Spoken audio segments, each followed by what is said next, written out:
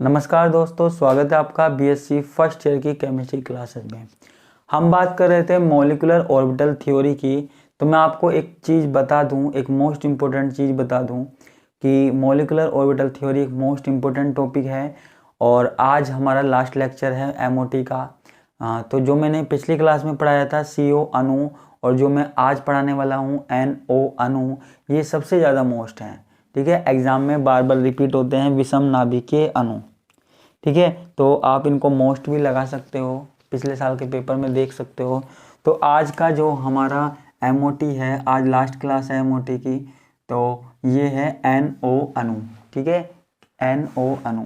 तो NO अणु में सबसे पहले हम देखते हैं नाइट्रोजन का इलेक्ट्रॉनिक विन्यास। तो नाइट्रोजन का इलेक्ट्रॉनिक विन्यास क्या होता है? 1s2 2s2 2p3 होता है। ठीक है, और ऑक्सीजन का इलेक्ट्रॉनिक विन्यास क्या होता है? 1s2 2s2 और 2p4 होता है। ठीक है, हमें इनकी बात करनी है, इनका एमओटी डायग्राम बनाना है। क्लियर है? तो अब हम क्या करते हैं, अब हम, आपको पता है नाइट्रोजन और ऑक्सीजन दोनों की ऊर्जा सेम तो होती नहीं है, दोनों की ऊर्जा समान तो होती नहीं है, दोनों की ऊर्जा में अंतर होता है, डिफरेंस होता है। तो हम देखो यहाँ पर करते क्या है, देखो यहाँ पे हम इनका एमओटी डायग्राम बना रहे हैं, इसको हम लिख देते हैं एनर्जी। ठीक है, ये हमारे पास एनर्जी लेवल है, ऊर्जा स्तर है।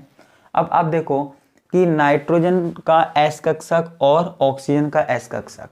क्लियर है? देखो S कक्षक ये बनाने की जरूरत है नहीं, स्टार्टिंग वाला बनाना चाहो तो बना देना कभी भी, लेकिन इनकी जरूरत है नहीं। हम सिर्फ किनको ले लेते हैं? आउटर सेल वालों को ले लेते हैं। वैसे भी हमारा बोर्ड छोटा है तो हम सिर्फ आउटर सेल वालों को ले लेते हैं, इनसे भी काम चल सकता है।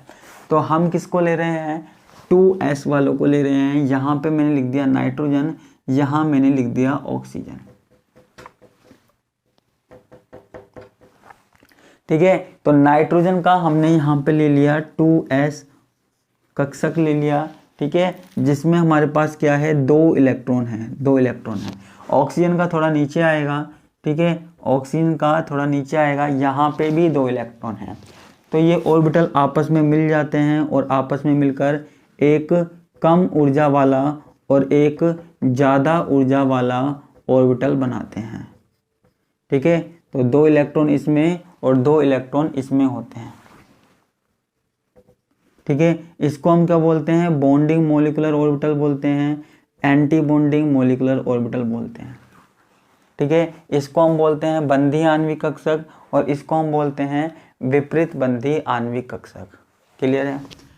ये हमारे पास किसकी बात हो गई? S ऑर्बिटल की बात हो गई, S कक्षकों की बात हो गई, नाइट्रोजन के S कक्षक और ऑक्सीजन के S कक्षक। ये दोनों आपस में मिलकर क्या बनाते हैं? बॉन्डिंग मॉलिक्यूलर ऑर्बिटल और एंटी बॉन्डिंग मॉलिक्यूलर ऑर्बिटल। ठीक है, अब यहां देखिए,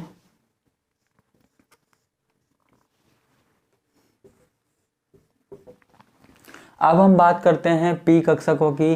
P कक्षक कितने हैं? 3 कक्षक हैं। ठीक है, थोड़ा सा नीचे बनाना है हमको, ऑक्सीजन के ऑर्बिटल नीचे बनाने हैं। ठीक है, तो अब नाइट्रोजन में कितने इलेक्ट्रॉन होते हैं? 1 2 3 इलेक्ट्रॉन होते हैं। ऑक्सीजन में कितने होते हैं? 1 2 3 4 होते हैं। ये आपस में क्या होते हैं? मिक्स हो जाते हैं। तो नीचे कौन सा ऑर्बिटल आता है? सिग्मा ऑर्बिटल आता है। ठीक है, और ये पाई ऑर्बिटल्स भी हमारे पास आते हैं। ठीक है, सिग्मा आता है, पाई आते हैं, और अगर हम ऊपर जाएं तो इस प्रकार ये पाई ऑर्बिटल और एक सिग्मा। ठीक है, तो ये आते हैं। अब इलेक्ट्रॉन देखो कितने होते हैं? 1 2 3 4 5 6 7, 7 हमारे पास इलेक्ट्रॉन होते हैं। तो अब हमको इलेक्ट्रॉनों को भरना है।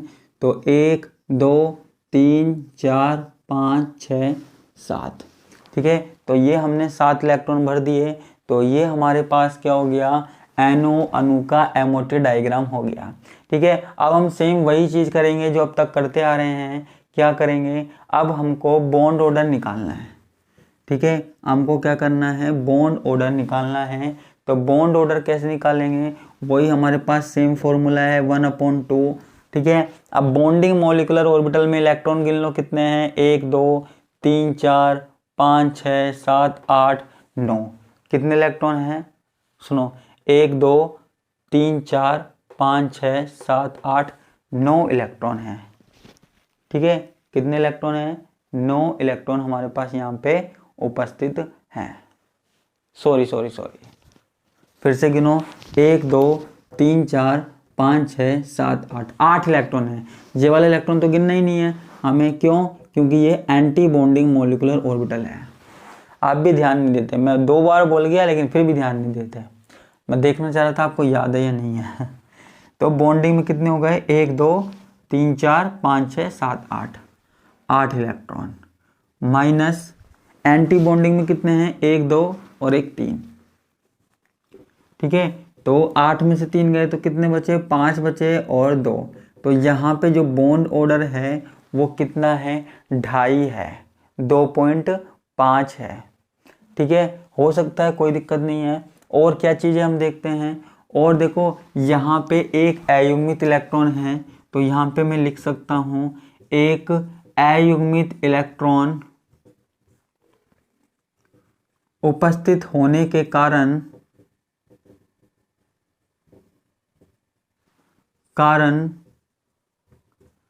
अणु की प्रकृति अणुचुंबकीय होती है।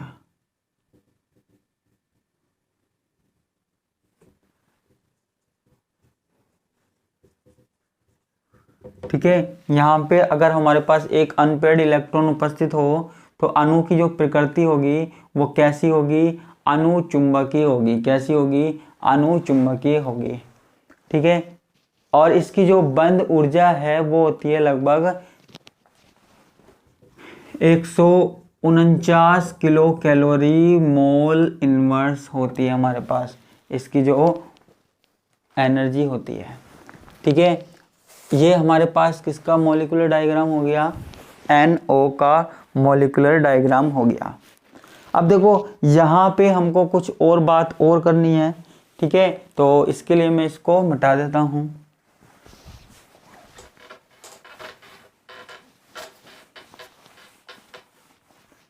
ठीक है, देखो यहाँ पे अब जो हम बात कर रहे हैं इसको अभी हम थोड़ा सा रोकते हैं।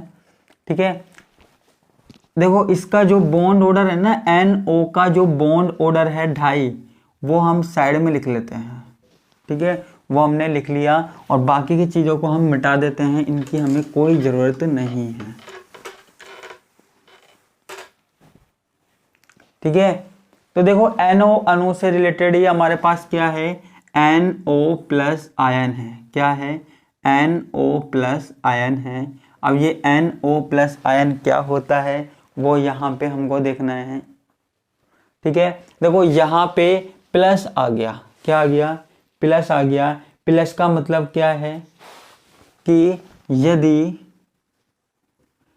NO अणु में से एक इलेक्ट्रॉन कम कर दिया जाए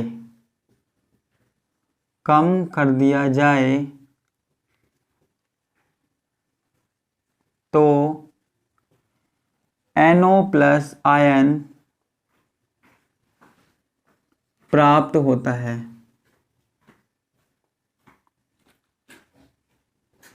ठीक है, यदि NO अणु में से, जो हमने NO अणु पढ़ा था, वो उसमें से एक इलेक्ट्रॉन कम कर दिया जाए तो NO प्लस आयन प्राप्त होता है। तो देखो, जो इलेक्ट्रॉन हमारे पास कम होंगे ना, वो कहाँ से होंगे?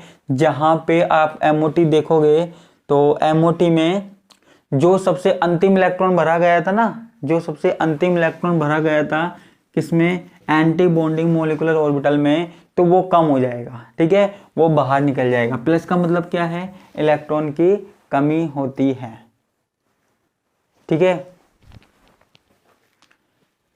इसका जो अगर MOT डायग्राम बनाया जाए ना NO प्लस आयन का, तो जो NO प्लस आयन का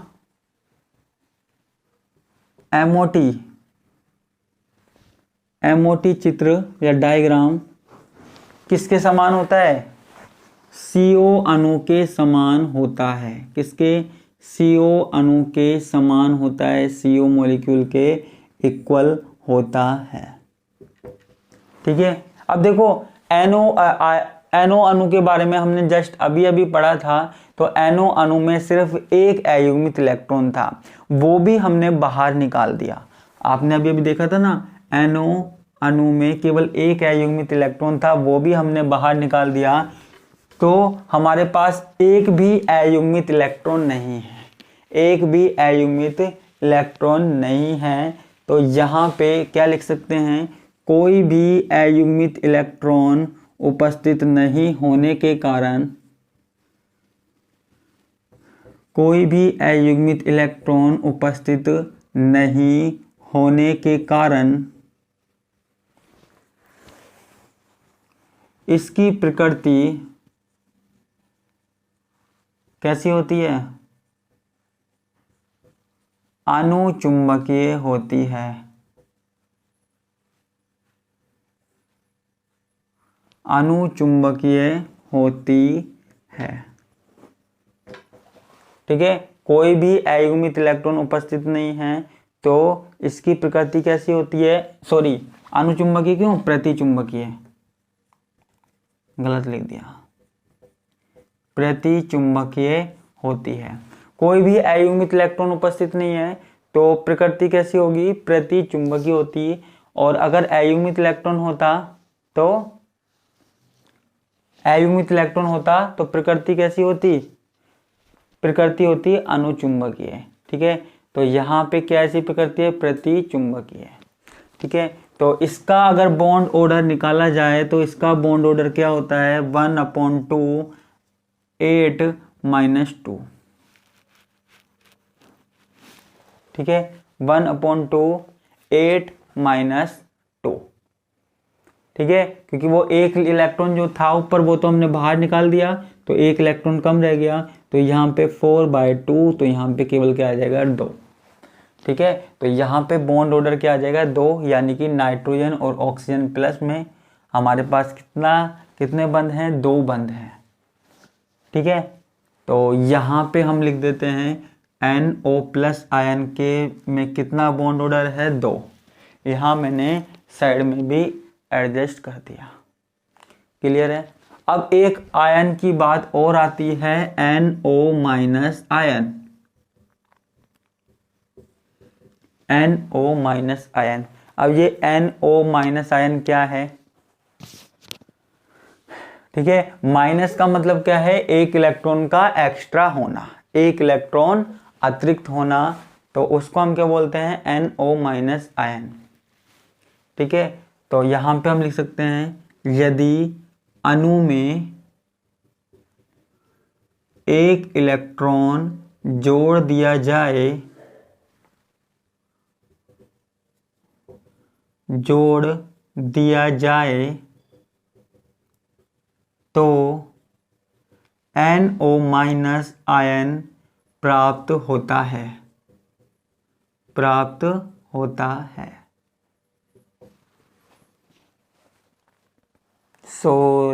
अरे यार 8 में से 2 गए तो कितने बचे, 6 बचे ना। आप याद नहीं दिलाते, 3 आएगा, है ना, 3 आएगा। मेरी मैथ कमजोर है थोड़ी सी, है ना। आपने याद नहीं दिलाया, 8 में से 2 गए तो 6, और बाय 6/2, है ना। तो आपने याद नहीं दिलाया, 3 आएगा, है ना। तो यहाँ पे सॉरी गलती के लिए, तो मैं इसको लिख देता हूँ 3,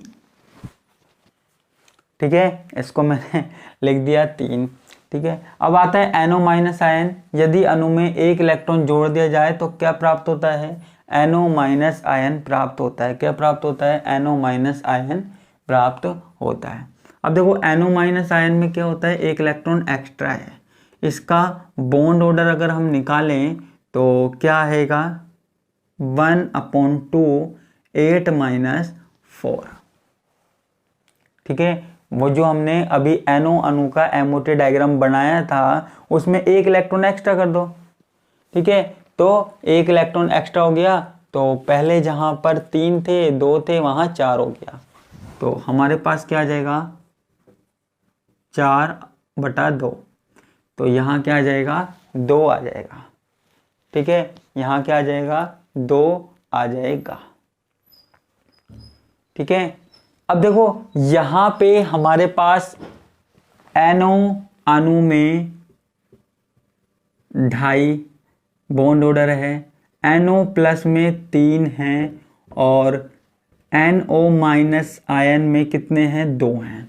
ठीक है, तो इनमें से सबसे ज़्यादा स्थायित्व किसका होगा और सबसे कम स्थायित्व किसका होगा। देखो जिसमें बॉन्ड ऑर्डर सबसे ज़्यादा है उसका सबसे ज़्यादा स्थायित्व होगा। तो यहाँ पे किसका स्थायित्व ज़्यादा होगा, NO प्लस आयन का। ठीक है, और सबसे कम स्थायित्व किसका होगा, NO माइनस आयन का स्थायित्व सबसे कम होगा। ठीक है, इतनी सी बात याद रखनी है, NO प्लस का सबसे ज़्यादा, ठीक है, फिर उसके बाद NO का कम थोड़ा सा और सबसे कम NO माइनस का। तो ये हमारे पास क्या होता है, क्रम होता है। ठीक है, ये क्या होता है, क्रम होता है। क्लियर है। अब देखो जब हम NO माइनस आयन की बात कर रहे हैं तो वहाँ पे एक इलेक्ट्रॉन और बढ़ जाता है। ठीक है, तो 2 अयुग्मित इलेक्ट्रॉन हो जाते हैं। तो जब हमारे पास 2 अयुग्मित इलेक्ट्रॉन होंगे, 1 या 2 अयुग्मित इलेक्ट्रॉन होते हैं, तो प्रकृति कैसी हो जाएगी इसकी, अनुचुंबकीय। ठीक है, इसकी प्रकृति कैसी हो जाएगी, अनुचुंबकीय हो जाएगी। क्लियर है, अनुचुंबकीय प्रकृति हम इसको बोल सकते हैं। ठीक है, तो ये हमारे पास MOT कंप्लीट हो गया। ठीक है, तो 2-3 चीज़ें आपको याद रखनी पड़ेगी। जब अयुग्मित इलेक्ट्रॉन है तो वहाँ पर प्रकृति कैसी होती है, अनुचुंबकीय होती है। अयुग्मित इलेक्ट्रॉन उपस्थित नहीं है तो प्रकृति क्या होती है, प्रतिचुंबकीय होती है। ठीक है, बॉन्ड ऑर्डर किस तरीके से निकाला जाता है वो आपको निकालना आना चाहिए।